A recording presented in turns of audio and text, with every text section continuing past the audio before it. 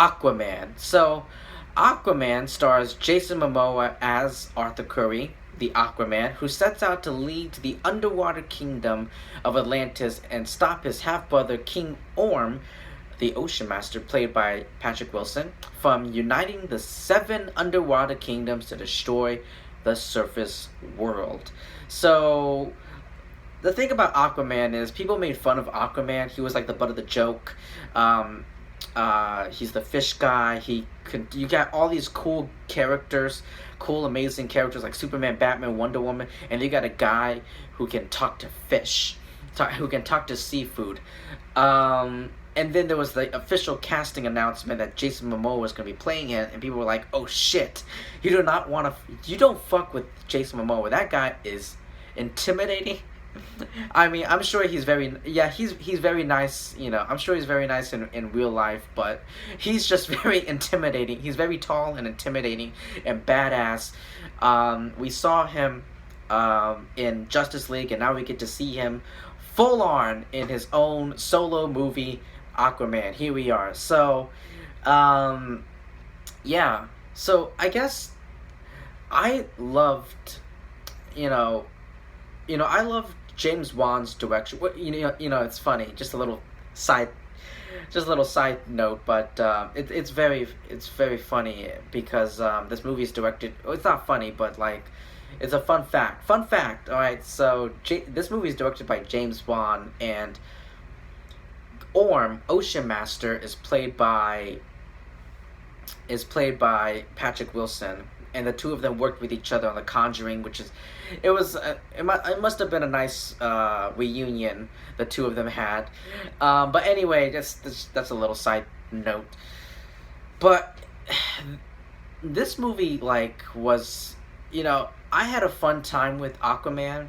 I didn't think it was perfect. I didn't like it. I didn't love it as much as I didn't like it as much as Shazam. Shazam, I fucking love Shazam. I love Shazam. But I really enjoyed Aquaman.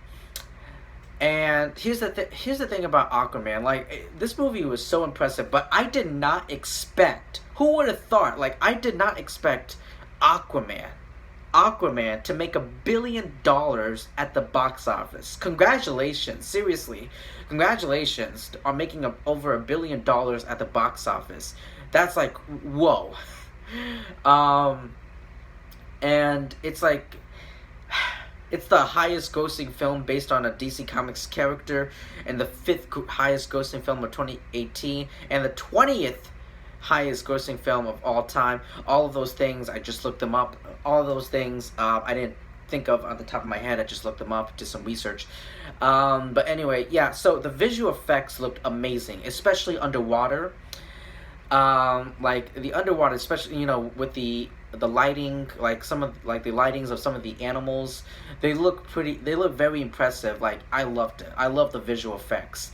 I love the design of how Atlantis looks, and how, like, all these cities and different kingdoms look. It's very impressive, and it looks beautiful, like beautiful, poetic, and very ancient. It has a very ancient feeling, if you know what I mean. But and Jason Momoa, Amber Heard, all the actors, they did a great job, except for the villain of the movie. So I have like 3 big issues with the film. One of them is the villain, or actually the main villain, Ocean Master, played by Patrick Wilson. Black Manta is a better villain in Aquaman than Ocean Master.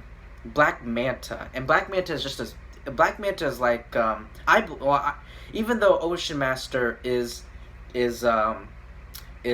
Aquaman's brother, I feel like, in my opinion, Black Manta is Aquaman's arch nemesis.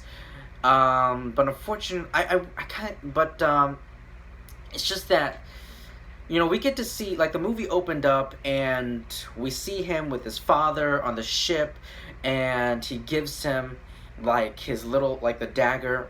He gives him, like, the knife, the dagger, like, this belonged to your grandfather, and now I'm gonna pass it on to you, my son. And, we get a little like relationship with his father, and then Aquaman killed his father, and then so Aquaman just created, so Aquaman created Black Manta, a little hero creating the villain moment.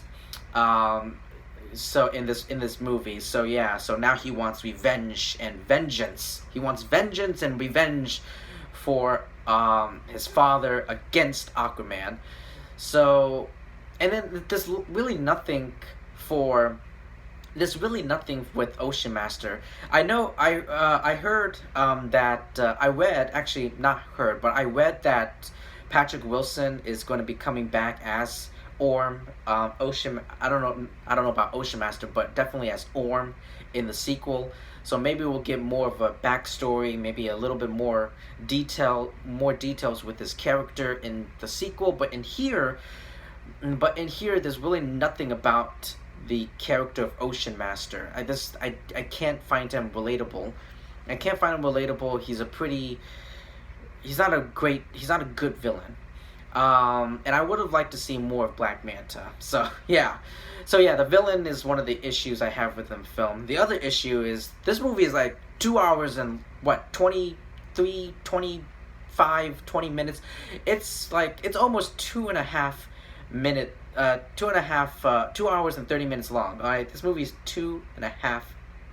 So this movie is 2 hours and 30 minutes long, and I really felt like it could have been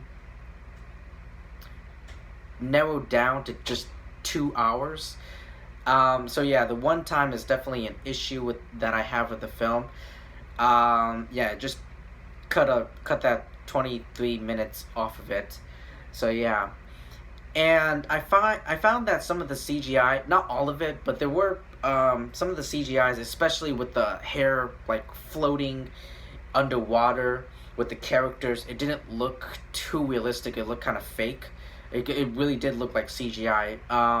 So yeah, the CGI is another issue. But my biggest issue with the film is the dialogue.